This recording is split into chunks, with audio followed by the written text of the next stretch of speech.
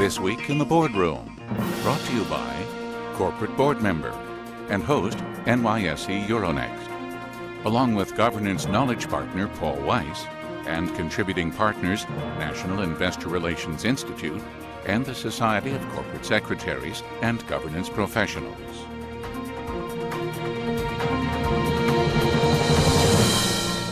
Welcome to this edition of This Week in the Boardroom. I'm TK Kerstetter with Corporate Board Member, and we have an interesting show this week. We're going to talk about the upcoming proxy season. And joining me as my guest today is Paul Atkins, the former SEC Commissioner and the CEO of the Potomac Global Partners. Welcome. Thanks, DK. It's a pleasure to be here. Well, you should. This should be a topic that you obviously have some familiarity with. So let's start by looking at the upcoming proxy season and what sort of governance issues that you think will stand out or be at least interesting to think about. Well, TK, there are a lot of it is the same that we've seen in years past. There are your environmental issues like fracking and others that have become that have moved to the fore here over the last couple of years, and then some social issues, some animal welfare issues that are being proposed.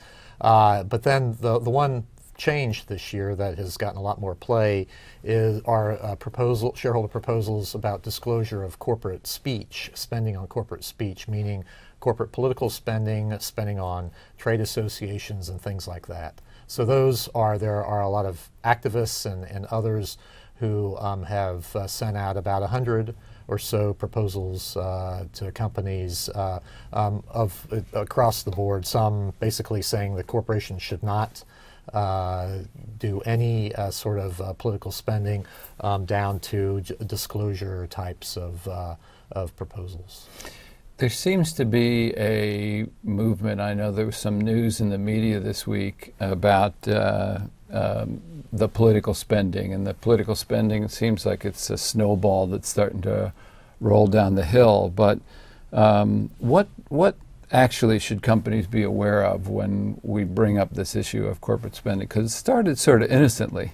All of a sudden it was there, and then this sort of mini furor started that, and I'll say interest groups, because I think the average shareholder wasn't very concerned about this. But then there were the interest groups that really felt that this is something that needed to be, again, put in the form of proposals. And 100 proposals is no small number. No, it's not. And, well, TK, this is a year that's a leap year, divisible by 4, and it's an election year, meaning presidential election year. So that means that politics is, very much of a topic of public discourse. And so this year, that's why a lot of attention is being paid in the shareholder, in certain parts of the shareholder community regarding corporate spending, and it fits in with some groups as part of a larger narrative that they're trying to do, and so that's why we're seeing these sorts of proposals. And the thing is, we've seen them over the last few years. There was Target was a target of a shareholder proposal initiative, and actually also a boycott, a putative boycott of it, where Target had given some money to a business group in its home state of Minnesota, and then that group had supported various politicians as well as other things, and so some activists made that a topic of conversation with the company, and asked that the company not do that anymore, and launched a boycott. Target basically held its ground, and now, but of course it had been voluntarily disclosing all of this all along. But now that has invited this year a proposal for it not to give any more money to those sorts of groups. So this is a very fluid situation, and what we're seeing are some of these proposals sound innocuous. They sound in disclosure, basically, that asking the company to disclose to shareholders what sort of spending it is doing in this area. And it's not just with politics, but sometimes it has to do, some of these proposals have to do with trade associations, with lobbying, government relations, and that sort of thing. And of course, none of these amounts are material at all to any of these companies. But this is part of a strategy to have this come to light, and then focus on that to make life uncomfortable for the company. And you have to remember that the board in most of these companies is one that oversees this sort of spending, and the spending is, one presumes, in the best interests of the shareholders to try to build shareholder value. It's, as we've seen with regulations and other government activities, that can make things very bad for companies in doing their business, and making things that much harder to help the bottom line. So that's why companies are involved in these sorts of issues, and which is a legitimate function of their business and how they manage their company.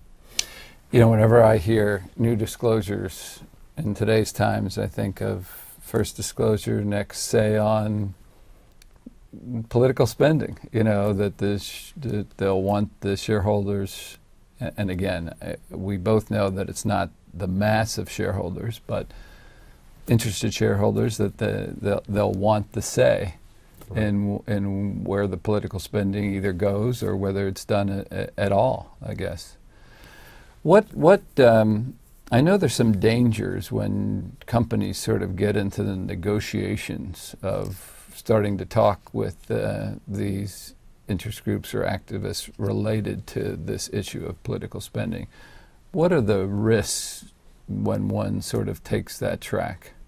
Well, I think it's important to remember that it's not just simply disclosure that a lot of these groups are after. And just actually earlier this week, on Monday, there was held a press conference by a number of groups that are pushing forward these sorts of proposals.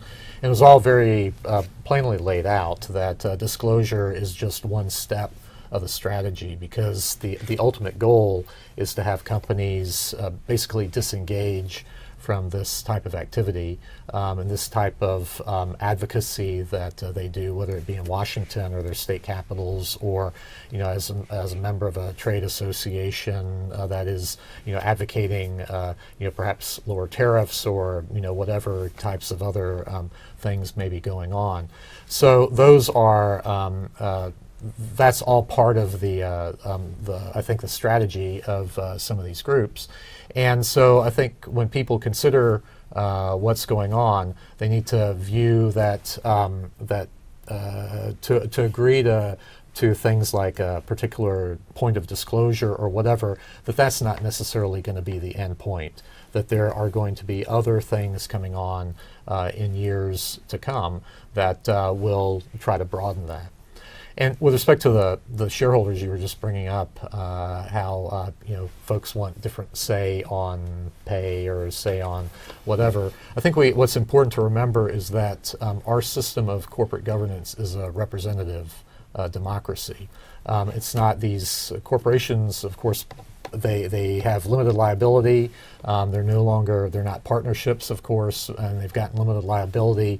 And in exchange for that, they have a broad system of what we would call a representative democracy. So the board is the one that is basically given the authority to make these decisions. And shareholders, of course, elect the board, and they have all these other mechanisms through proposals and whatnot to make their feelings known. But it's important to remember that you have maybe perhaps on some issues a vocal minority, but that doesn't necessarily reflect the vast majority of shareholders, and it depends on the situation, of course. But I think that's important for directors and other people to remember.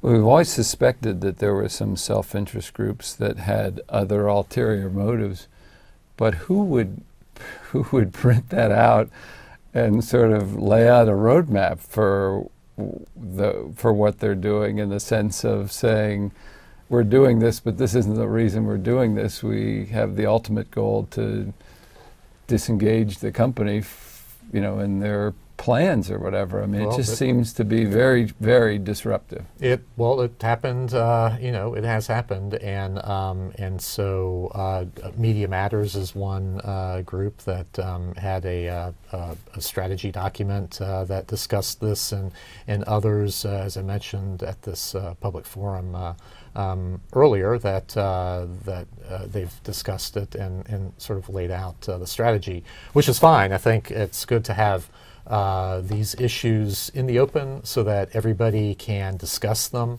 and figure out, okay, what is the best for my particular corporation as it engages on a broader front, because of course, these issues are not just monolithic, and each company is affected in different ways, and that's the secret of our system, that the boards of each company can make their decisions as to how to engage in, whether it be the political arena, the government arena in Washington, how to allocate funds of the corporation and what the strategy of the corporation should be, what the risks facing the corporation are.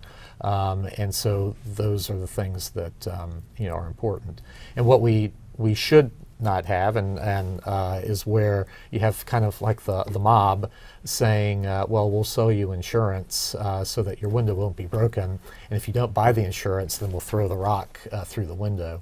So there's perhaps some of that going on with some groups that we've seen, but of course that should not be the way things are done, and so I think it's good to have this discussion in the open.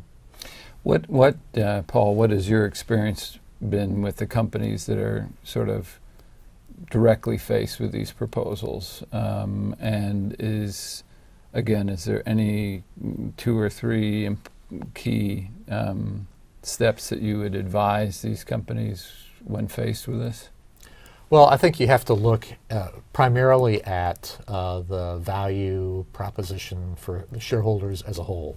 That's clearly what you have to do, and you have to protect the franchise of the corporation and to make sure that the strategy is building shareholder value. And part of that is engaging in Washington and what goes on there, and in state capitals, as I said, and even with multinational corporations, what goes on in Europe and Asia and elsewhere. And so that means basically trying to stop legislation that would be detrimental to the business, because as we've seen, especially in the last couple of years coming out of Washington, just a tsunami of regulations that are pouring out, not just in financial services and not just against public companies, but against all sorts of businesses and private individuals. So hopefully that'll change, at least in my opinion. But in the meantime, I think people have to be engaged in order to try to make sure that they can continue to build value in this very tough economic climate that we have, not just here in the U.S., but around the world. Well, it sounds clearly like an issue that is just the tip of the iceberg, and everybody should be concerned. And I appreciate you taking the time to come and join us and pass along those tidbits of knowledge. I think it will be helpful to our viewers. That will conclude our session, but I wanted to just take a second and remind everybody that we've got some great educational opportunities coming up. On April 3rd, we have our risk oversight event here at the New York Stock Exchange, followed the next day by our compensation, bringing value to shareholders. Those go back to back on April 3rd and April 4th. And then on June 7th, we have our CEO Chairman Peer Forum. If anybody's a CEO or a chair and wants to talk about leadership at the board and at the company, this is a great forum to do that. So with that, again, Paul, thank you. We'll look forward to seeing everybody next week, where we'll take another look at an important topic that'll help you be a better director and a better committee member. And we'll see you then.